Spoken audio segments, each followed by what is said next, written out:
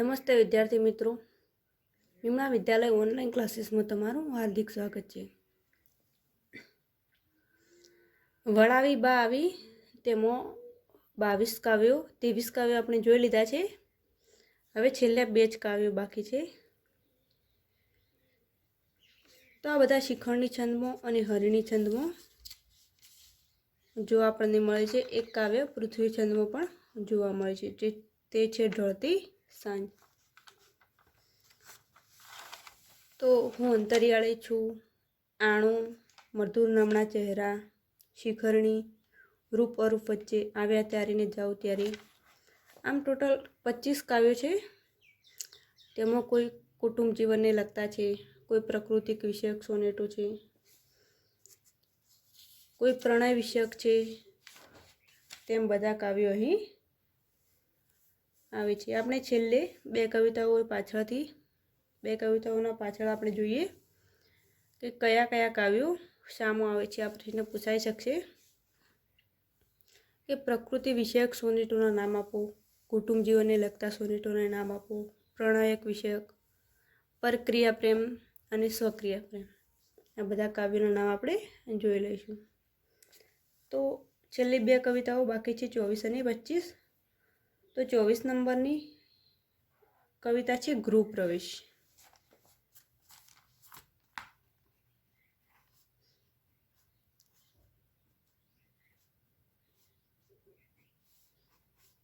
ગૃહ પ્રવેશ. તો ગૃહ પ્રવેશની રચના કવિએ 1988માં કરેલી. 1988માં આની રચના કરેલી અને આ કાવ્ય કુટુંબ જીવનને લગતું કાવ્ય છે.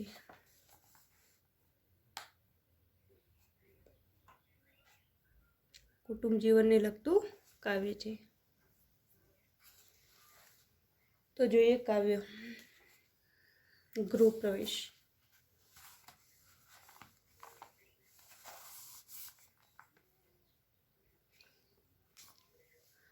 અને હવા મારા ઘર મહી પ્રવેશું છું જીરણ, ઊંચા શ્વાસે ભારે હૃદય થઈ તૈયાર સહવા.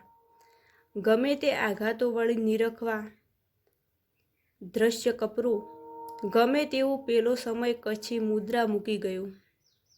જતા જતા હાથી ઉજરડી કશું જીવન ગયું. પ્રવેશું તો ઉડ્યા કબૂતર વીંજી પાંખ ઘરમાં, હલી ઉઠી આખી વળગણી સુકાવેલ વસનો. પુરાણા હાલ્યાથી ભીત ઉપર કેલેન્ડર હલ્યા, પુરાણા દટ્ટાના પરણ વણ ફાટેલા ફરક્યા. અને એમો પાછી ફરકી ગઈ પર્વતીથીઓ, વળી થોડી જૂની ભીંત પરથી ગઈ કાંકરી ખરી. દીઠા ફોટે ફોટે નીડ ચકલી કેરા તૃણ ગૂંથ્યા, ગઈ જો પેઢીઓ ઉછરી ઉડી ગઈ ચકચક કરી. અરે કે પેઢીઓ ઉછળી ઉડી ગઈ ચકચક કરી. તો ગૃહ પ્રવેશ સરસ મજાનું કાવ્ય છે. તો જોઈએ. અને હવા મારા ઘર મહી પ્રવેશું, એટલે કે જીર્ણ ઘરમાં કવિ ઊંચા શ્વાસે ને ભારે હૃદય પ્રવેશવાનું જણાવે છે. ઊંચા શ્વાસે ભારે હૃદય થઈ તૈયાર સહવા, ગમે તે આઘાતોથી વળી નિરખવા દ્રશ્ય કપરું. એટલે કે કવિ ઊંચા અને ભારે હૃદયે પ્રવેશ કરવા માગે છે અને તે ગમે તેવા આઘાતો પણ સહી લેવા તૈયાર છે.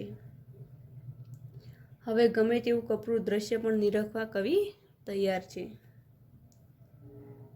પ્રવેશું ત્યાં ઉડ્યા કબૂતર વીંજી પાંખ ઘરમાં, હલી ઉઠી આખી વળગણી સુકાવેલ વસનું.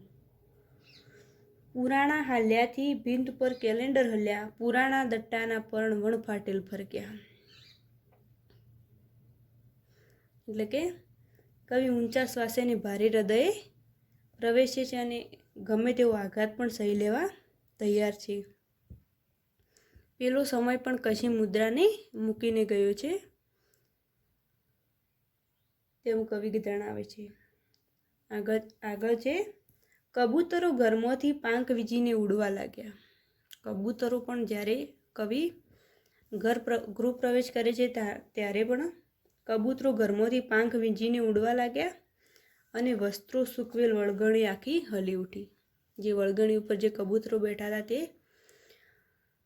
કવિના ગૃહ પ્રવેશથી બધા કબૂતરો આંખ વીંજીને ઉડવા લાગ્યા. તેથી સૂકવેલ વળગણી પણ હલવા લાગી. ભીંત પર લટકી રહેલા કેલેન્ડર પર હસે છે. જે વર્ષોથી જૂના ભીંત પર જે કેલેન્ડરો લટકી રહ્યા છે તે પણ હસે છે. અને જે કેલેન્ડરના દટ્ટાના વણફાટેલા પાના પણ ફરકે છે. તે ઘણા વર્ષોથી ફાટ્યા વગરના પાના પણ કેલેન્ડરના હસવા લાગે છે જ્યારે કવિ ગૃહ પ્રવેશ કરે છે.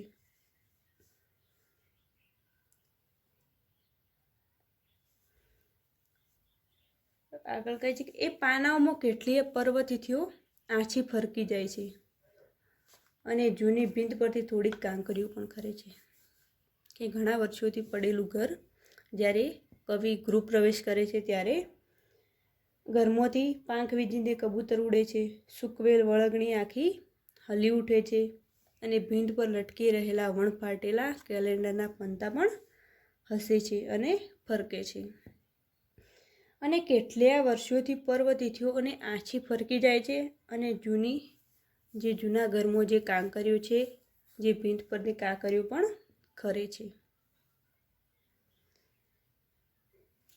દીઠા ફોટે ફોટે નીડ ચકલી કેરા તૃણ ગૂંથ્યા, ગઈ જો પેઢીઓ ઉછરી ઉડી ગઈ ચકચક કરી.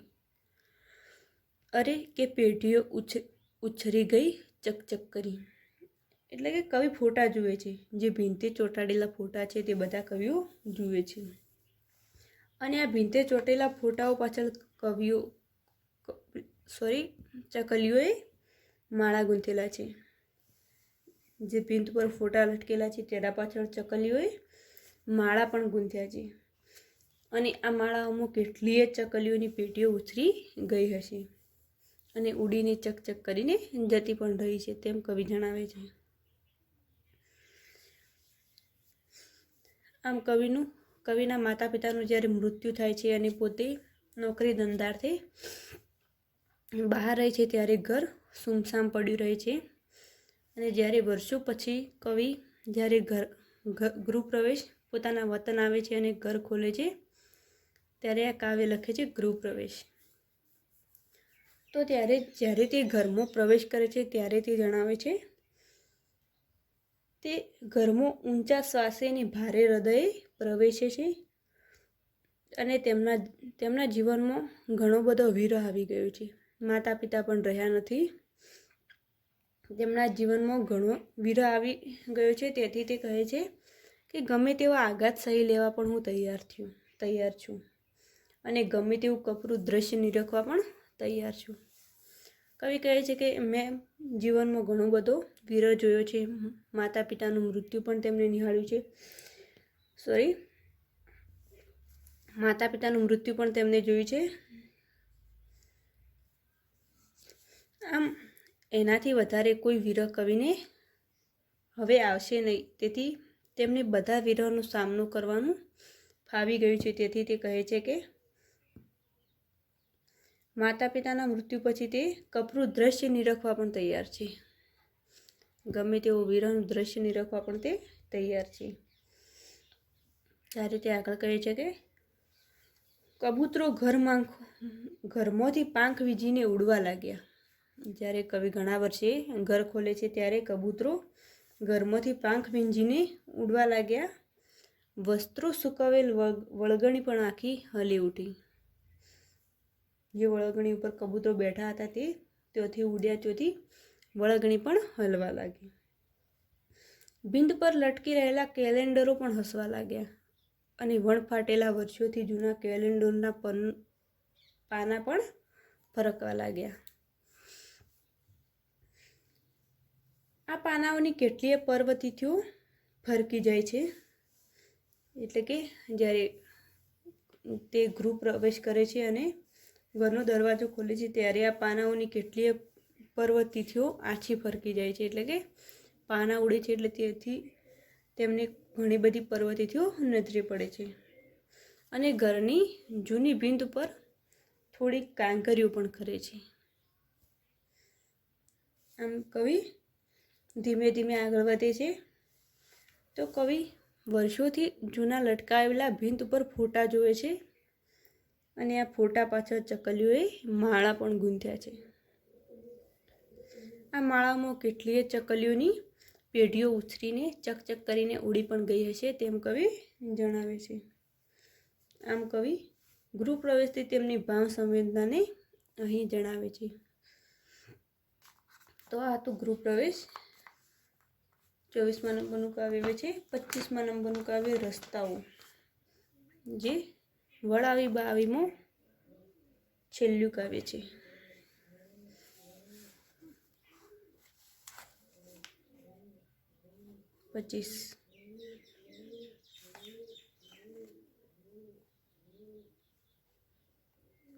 રસ્તાઓ.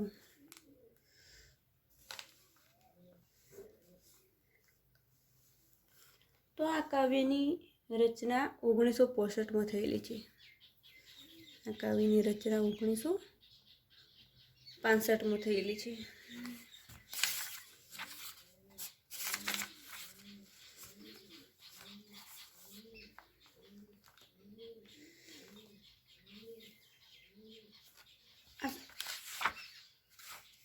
આ સોનેટ છે પ્રકરણ વિષયક.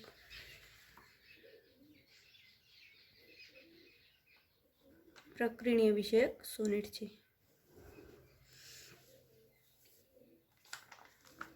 તો ઉષ્ણસે ઘણા બધા કાવ્યો લખ્યા. પ્રકૃતિ, પ્રણય, કુટુંબ જીવન અને પ્રકરણીય વિષયક પણ કાવ્યો લખ્યા છે. આ ઉપરાંત તેમણે પ્રકરણીય વિષયક પણ કાવ્યો લખ્યા છે અને મોસ્ટ ઓફ કાવ્યો શિખરની છંદમાં આપણને જોવા મળે છે. આ કાવ્ય પણ શિખરની છંદમાં છે. તો ચલો કવિતા જોઈએ. મને આ રસ્તાઓ જરીએ ઠરવા ન દે ઘરમાં, ઘૂસી આવે ક્યાંથી ઘર વગરના ચોર પકડી. લીએ હૈયું મારા કર પકડીને જાય ઘસડી, ન પૂરું સુવા દે સ્વપ્નમયી આવે નજરમાં. વીંટાય છે કેવા પૃથ્વી ફરતા લઈ ભરડા, નવા અક્ષાંશોથી ઉપર નવ રેખાંશ ગૂંથણી. અરે આ કે વાંકા ગલ જલ્દી નીરે જઈ પડ્યા, હલાવ આ બીજા તર વિટપશા તો મધુપુડા.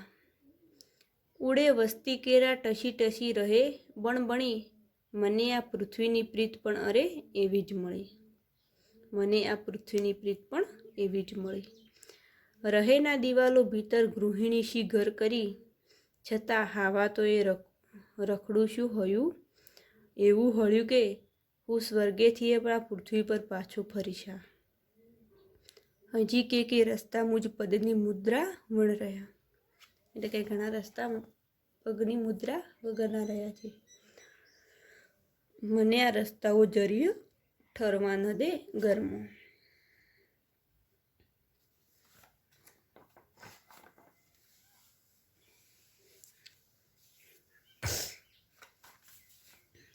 તો કાવ્યની શરૂઆત કરીએ. મને આ રસ્તાઓ જરીએ ઠરવા ન દે ઘરમાં, ઘૂસી આવે ક્યાંથી ઘર વગરના ચોર પકડી. લીએ હૈયું મારા કર પકડીને જાય ઘસડી, ન પૂરું સુવા દે સ્વપ્નમયી આવી નજરમાં. એટલે કવિ કહેવા માંગે છે કે આ રસ્તાઓ મને જરાય ઘરમાં ઠહરવા દેતા નથી. આ રસ્તાઓ મને ઘરમાં થોડી વાર પણ ઊભું રહેવા દેતા નથી. એ મારું હૈયું લઈ લે છે અને મારા હાથ પકડીને મને ઘસડી જાય છે.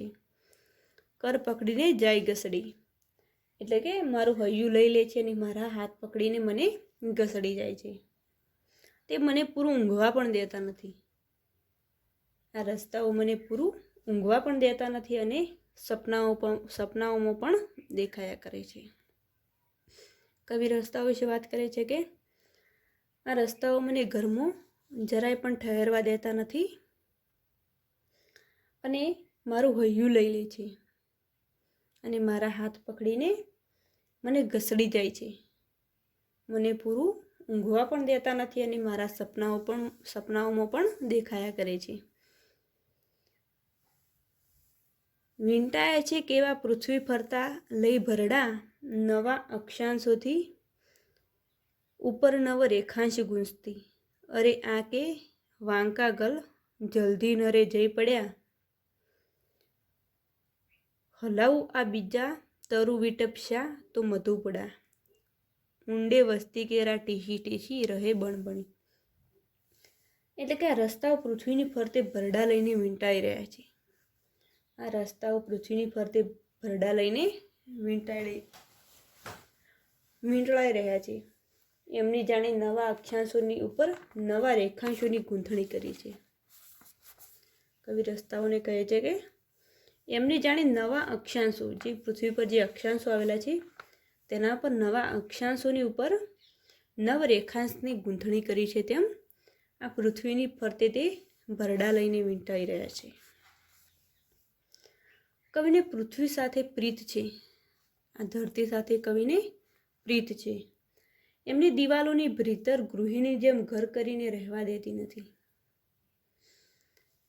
તેમણે દિવાલોની અંદર આ રસ્તાઓ દિવાલોની અંદર ઘરમાં જરા પણ ઠહેરવા દેતા નથી. જેમ ગૃહિણી ચાર દિવાલોની અંદર ભીતર ઘર કરીને તેમને આ રસ્તાઓ રહેવા દેતા નથી. મને આ પૃથ્વીની પ્રીત પણ અરે એવી જ મળી, કે મને આ રસ્તાઓ જેવી જ પૃથ્વીની પ્રીત પણ મળી. રહેના દિવાલો ભીતર ગૃહિણી સી ઘર કરી, છતાં હાવા તો એ રખડું શું હોવું એ હળ્યું. એટલે કે કવિને પૃથ્વી સાથેની પ્રીત પણ એવી મળી કે દિવાલોની ભીતર ગૃહિણીની જેમ તે ઘર કરીને રહેવા દેતી નથી. આથી કવિ બધે ફરિયાદ કરે છે અને રખડ્યા કરે છે. કવિ ઘરમાં થોડી વાર પણ ઠહરવા દેતા નથી આ રસ્તાઓ. કવિનો આ રખડું સ્વભાવ કવિને પસંદ નથી. કવિનું રખડું સ્વભાવ કવિને પસંદ નથી, પરંતુ તેમને આ રસ્તાઓ જરાક પણ ઠહેરવા દેતા નથી. હું સ્વર્ગેથી આ પૃથ્વી પર પાછો ફરીશ, એટલે કે હું સ્વર્ગથી પણ પૃથ્વી પર પાછો ફરીશ. હજી કે રસ્તા મુજ પદની મુદ્રાવણ રહ્યા.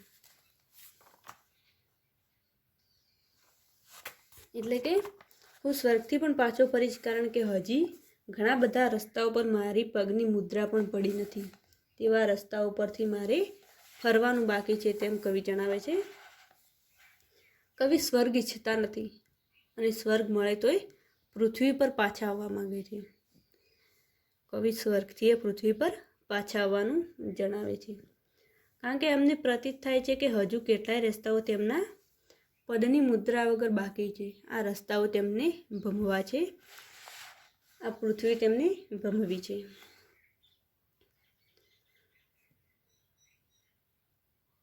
કવિને ફરવાનો અને જોવાનો ખૂબ શોખ છે, અને કવિને ફરવાનો શોખ તેમને ઘરમાં રહેવા દેતો નથી.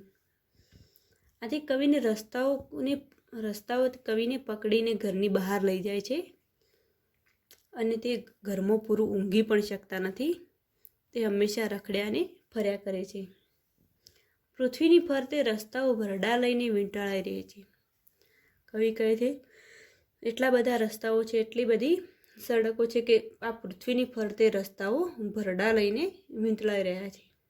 આમ કવિને આ પૃથ્વીની પ્રીતિ ઘણી છે. આથી એ ગૃહિણીની જેમ ઘરમાં સ્થિર રહી શકતા નથી. આ પૃથ્વીની પ્રીતિ કવિને ઘરની અંદર રહેવા દેતી નથી અને રખડવા અને ફરવા નીકળી પડે છે. કવિએ થોડી વાર પણ ઘરમાં ગૃહિણીની જેમ રહી શકતા નથી અને તે ફરવા નીકળી પડે છે. એમની ભ્રમણાની વૃત્તિ એટલી તીવ્ર બની છે કે સ્વર્ગમાંથી પણ પૃથ્વી પર પાછા આવવાની ઝંખના રાખે છે. કવિને ફરવાની એટલી બધી ટેવ પડી ગઈ છે કે તેઓ સ્વર્ગ પણ ઈચ્છતા નથી. અને આ સ્વર્ગમાંથી પણ પૃથ્વી પર પાછા આવી અને આ બધી રસ્તાઓ એક રસ્તા તેઓ જોવા માગે છે અને ભમવા માગે છે, કારણ કે તેમને ઘણા રસ્તા હજુ ભમવાનું બાકી છે. આમ આ સોનેટમાં કવિએ રસ્તાઓ છે બહુ જ મધુર કલ્પનાનો ભાવોન્મેષ પ્રગટ કર્યો છે અને આ સોનેટ 25મા નંબરનું હતું છેલ્લું. તો આ કાવ્ય અહીં પૂરું થાય છે. તો હવે જોઈએ આ 25 કાવ્યોમાં તેમને કયા પ્રણય વિષયક છે, કયા પ્રકૃતિ વિષયક છે અને કયા પ્રકૃતિના વિષયક છે અને કુટુંબ જીવનને લગતા સોનેટો છે.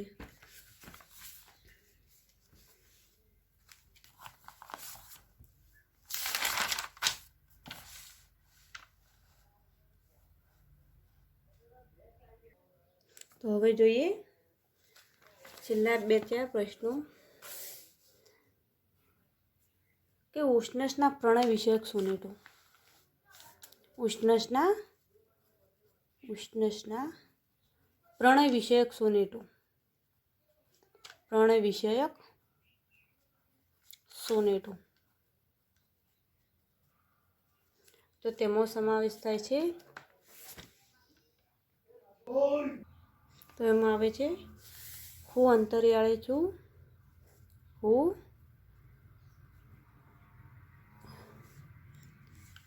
અંતરિયાળે છું, આણું, મધુર નમણા ચહેરા, મધુર નમણા ચહેરા, રૂપ અરૂપ વચ્ચે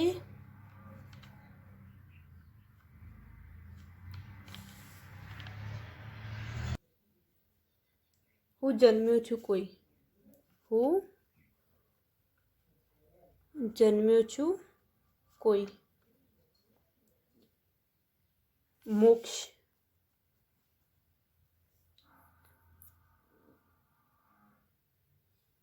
આવ્યા ત્યારે ને જાઓ ત્યારે,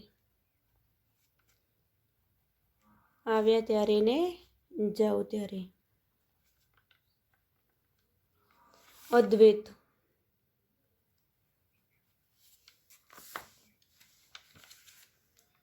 શરમાળ પ્રેમને, શરમાળ પ્રેમને, હવે તો એક અને હવે તો બે, હવે તો એક અને હવે તો બે,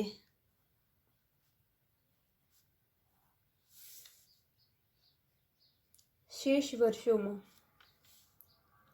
શેષ વર્ષોમાં. આ હતા ઉષ્ણસના પ્રણય વિષયક સોનેટો. હું અંતરિયાળે છું, આણું, મધુર નમણા ચહેરા, રૂપ અરૂપ વચ્ચે, હું જન્મ્યો છું કોઈ, મોક્ષ, આવ્યા ત્યારે ને જાઓ ત્યારે, અદ્વૈત, શરમાળ પ્રેમને, હવે તો એક, હવે તો બે અને શેષ વર્ષોમાં. આ હતા પ્રણય વિષયક સોનેટો. હવે જોવાના છે પ્રકૃતિ વિષયક સોનેટો. ઉષ્ણસના પ્રાકૃતિક વિષયક સોનેટો.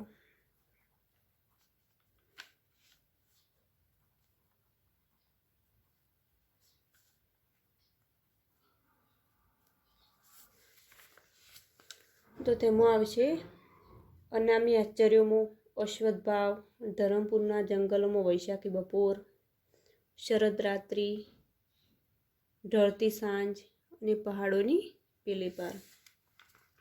આ છે પ્રકૃતિ વિષયક. તમે જુઓ અનામી આશ્ચર્યોમાં, અશ્વત્થ ભાવ,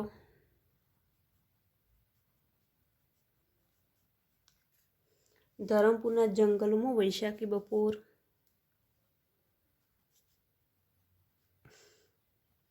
ધરમપુરના જંગલોમાં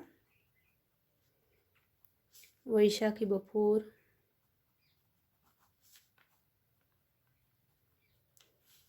શરદ રાત્રિ,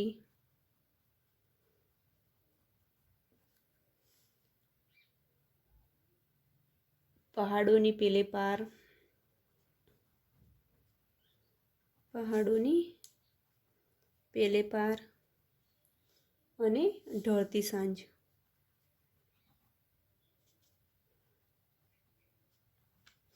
આ હતા ઉષ્ણસના પ્રાકૃતિક વિષયક સોનેટો. તેમાં છે અનામી આશ્ચર્યોમાં, અશ્વત્થભાવ, ધરમપુરના જંગલમાં વૈશાખી બપોર, શરદ રાત્રિ, પહાડોની પેલે પાર અને ઢળતી સાંજ. હવે આવે છે ઉષ્ણસના કુટુંબ જીવનને લગતા સોનેટો. ઉષ્ણસના કુટુંબ જીવનને લગતા સોનેટો. પ્રાકૃતિક વિષયક જોઈ લીધા.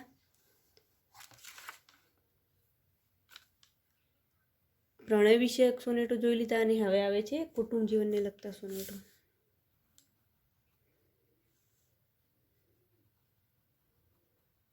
ઉષ્ણસના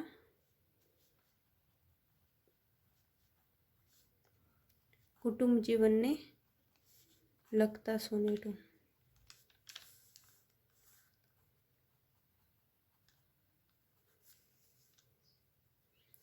તો એમાં આવે છે વળાવી બાવી. વળાવી બાવી, વિશ્વજનની સ્વરૂપ. વિશ્વજનની સ્વરૂપ. હો મુજ પિતા. હો મુજ પિતા. વળાવી બાવ્યા.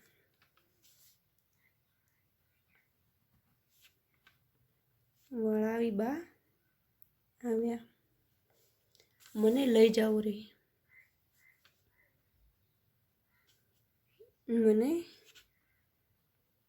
લઈ જાઓ રે. અને છેલ્લું છે ગૃહ પ્રવેશ.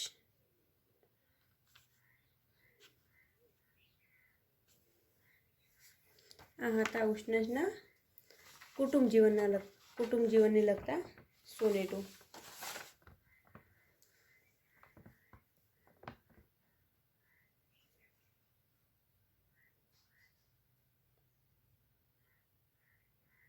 અને હવે પ્રકરણીય વિષયક. ઉષ્ણસના પ્રકરણીય વિષયક સોનેટો.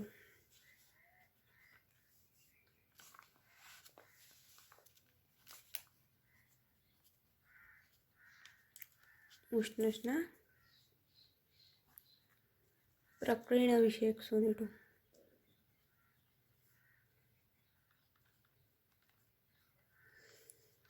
તેમાં સમાવેશ થાય છે એક જ સોનેટનો સમાવેશ થાય છે પ્રકરણીય વિષયક સોનેટોમાં. રસ્તાઓ. એટલે જે 25મા નંબરનું કાવ્ય જોયું, રસ્તાઓ.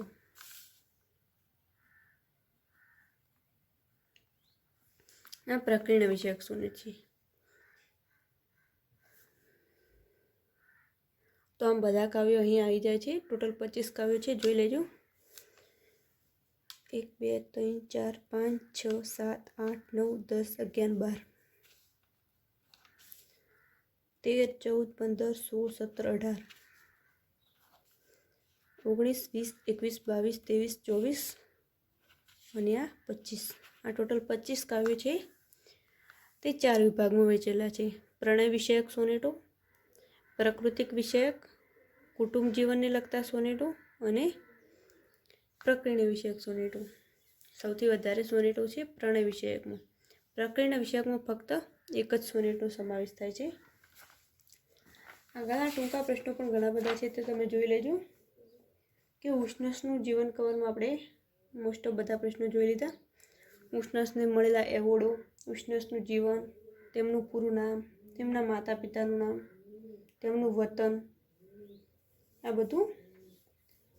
તો ઉષ્ણસનું નામ, તેમના માતા પિતાનું નામ. ઉષ્ણસનું નામ છે નટવરલાલ પંડ્યા.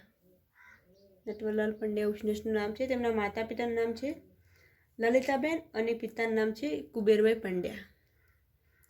નટવરલાલ કુબેરદાસ પંડ્યા તેમના પૂરું નામ છે. તેમનું વતન હતું સાવલી અને તેમણે માધ્યમિક અને પ્રાથમિક શિક્ષણ લીધું સિદ્ધપુર અને મહેસાણામાં. આ બધા ટૂંકા પ્રશ્નો આવી શકે છે, તમે જોઈ લેજો. તેમના કાવ્ય સંગ્રહો પણ જોઈ લેજો. તેમનો પ્રથમ કાવ્ય સંગ્રહ છે પ્રસૂન, જે 1955 પ્રગટ થયો છે. તેમને ઘણા બધા એવોર્ડો પણ મળેલા છે. કુમારચંદ્રક, રણજીતરામ સુવર્ણચંદ્રક, તૃણનો ગ્રહ નામના કાવ્યને નર્મદ સુવર્ણચંદ્રક, દિલ્હી અકાદમી પારિતોષિક, ગૌરવ પુરસ્કાર, નરસિંહ મહેતા સન્માન, આ બધા જે પુરસ્કારો છે તે તેમને પ્રાપ્ત થયેલા છે. આવળાવી બાવી બધી કવિતાઓ અહીં પૂરી થાય છે. અને સોનેટ વિષયક પ્રશ્નો પણ આપણે જોઈ લીધા. અહીં આ વિષય પૂરો કરીએ છીએ.